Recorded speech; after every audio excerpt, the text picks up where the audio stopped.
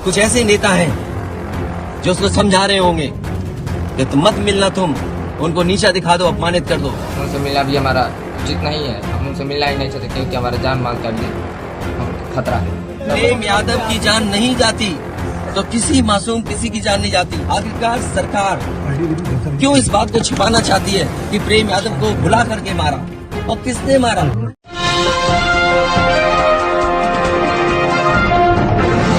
साथियों नमस्कार, मैं हूं नीरज पटेल और आप देख रहे हैं नेशनल जनमत। समाजवादी पार्टी के राष्ट्रीय अध्यक्ष अखिलेश यादव देवरिया हत्याकांड के बाद दोनों परिवारों से मिलने देवरिया पहुंचे। हालांकि प्रेम यादव के परिवार को अखिलेश यादव की सहानुभूति की जरूरत थी, हौसला अफजाई की जरूरत थी, मगर दूसरा परिवार दुबे परिवार के बेटे देवेश दुबे ने बयान जारी करते हुए साफ साफ शब्दों में कह दिया था कि वो अखिलेश यादव से नहीं मिलना चाहते। अखिलेश यादव से मिलने का मतलब है उनकी जान को खतरा होना। क्योंकि देखिए, उनसे मिलना भी हमारा उचित नहीं है, हम उनसे मिलना ही नहीं चाहते क्योंकि हमारे जान माल का भी खतरा है।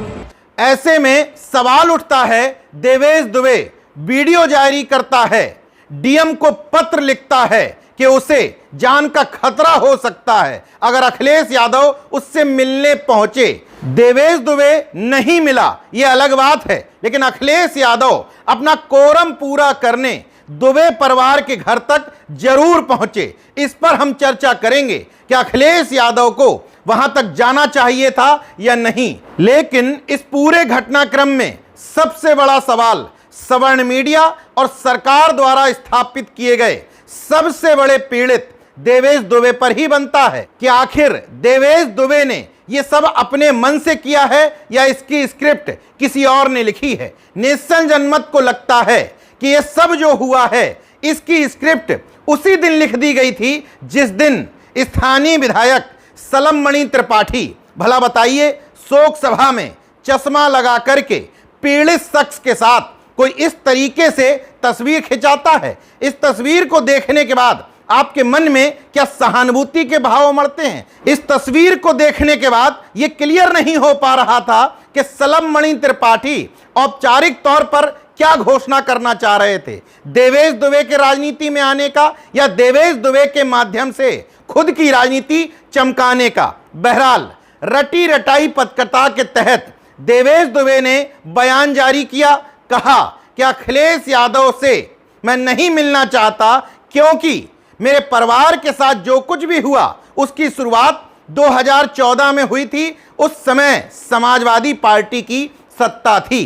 तो देवेश दुबे के मन में अगर वास्तव में दर्द होना चाहिए था तो योगी सरकार के प्रति होना चाहिए था, क्योंकि देवेश दुबे ने अपने परिवार के जो 5 लोग खोए हैं वो भारतीय जनता पार्टी के राज में खोए हैं। अखिलेश यादव की सरकार तो 2017 में ही चली गई थी, तब से तकरीबन 6-7 साल हो चुके हैं। इतने दिनों में योगी सरकार क्या कर रही थी, इसके प्रति देवेश दुबे के मन में गुस्सा क्यों नहीं फूटा? दूसरी बात, डीएम को जो पत्र भेजा गया है वो हाथ से नहीं लिखा गया है, बल्कि बकायदा उसको कंप्यूटर पर टाइप किया गया है। अब बताइए, जिसके घर में 5-5 मौत हो गई हों, उस शख्स को इतना समय मिल सकता है क्या कि वो राजनीतिक बयानबाजी करते हुए डीएम को न सिर्फ पत्र लिखता है बल्कि कंप्यूटर से टाइप भी करवाता है, बकायदा वीडियो बनवाकर उसको वायरल भी करता है। सपा की सरकार में बंदूक के नोक पर ही उन्होंने हमारा घर बनवाने जा रहे थे, हमारे घर को भी रोक दिया क्योंकि जब तक बंटवारा नहीं हो जाएगा तब तक हम घर बनवाने नहीं देते। देवेश दुबे ने जो पत्र जिलाधिकारी को भेजा वो वायरल हो गया या किसी साजिश और रणनीति के तहत वायरल करवाया गया, ये इस बात से स्पष्ट हो जाता है। देवेश दुबे ने जो भाषा लिखी है उसमें साफ साफ राजनीति की बू आती है। देवेश दुबे जैसा लड़का अपने मन से वो बात नहीं लिख सकता, निश्चित तौर पर लिखवाई गई है। कुछ चुनिंदा लाइन पढ़ के सुना देता हूं, खुद तय करिए क्या वास्तव में देवेश दुबे ने यह पत्र लिखा है। इन्हीं की सरकार में भूमाफिया प्रेम यादव ने 1 एकड़ जमीन तथा अबदे तिवारी ठाकुर देवा की जमीन, वन विभाग की जमीन अवैध कब्जा कर 10 कट्ठा सरकारी भूमि पर अवैध रूप से अपना आशियाना महल तैयार कर लिया। इन्हीं के सरकार में भूमाफिया प्रेम यादव व उनके परिवार के नाम से राइफल व बंदूक का लाइसेंस मिला है, जिससे मेरे पूरे परिवार की हत्या हुई है। इस बात पर गौर करिएगा, सपा नेता व पूर्व मुख्यमंत्री के आने से उनके बिरादरी का हौसला बढ़ा है।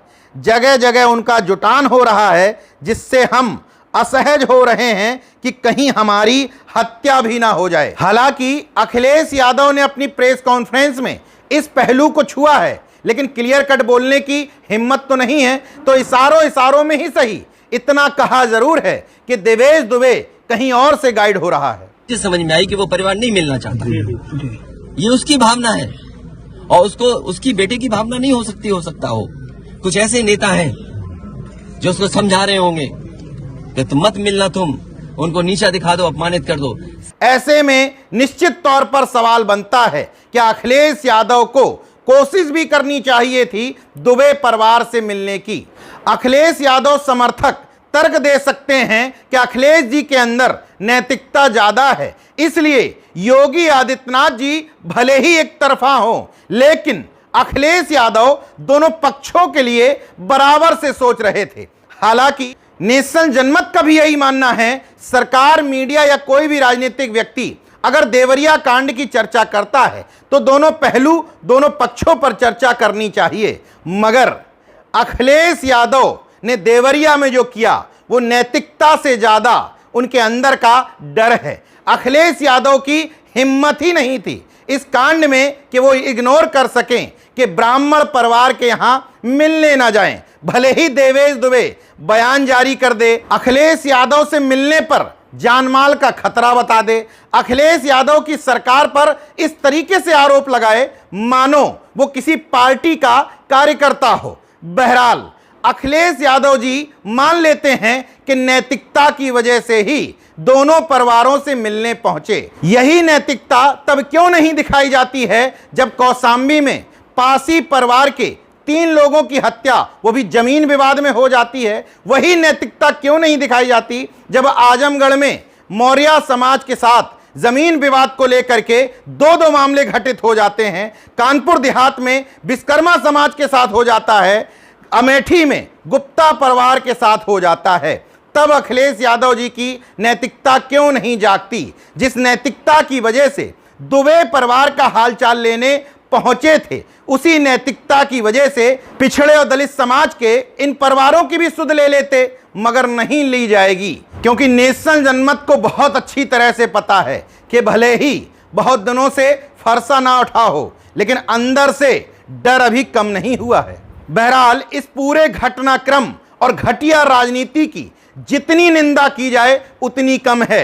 एक पीड़ित बालक को कैसे एक जाति का मसीहा, कैसे एक पार्टी के स्वार्थ के लिए इस्तेमाल करने की गंदी राजनीति की जा रही है। देवेश दुबे को भी समझना चाहिए था कि ये सब बयान दिलवा करके उसका राजनीतिक और जाति इस्तेमाल किया जा रहा है, मगर अफसोस देवेश दुबे को ऐसा लगता है कि ये सब करके वो इंसाफ के ज्यादा करीब पहुंच जाएगा, तो शायद ये उसकी भूल होगी।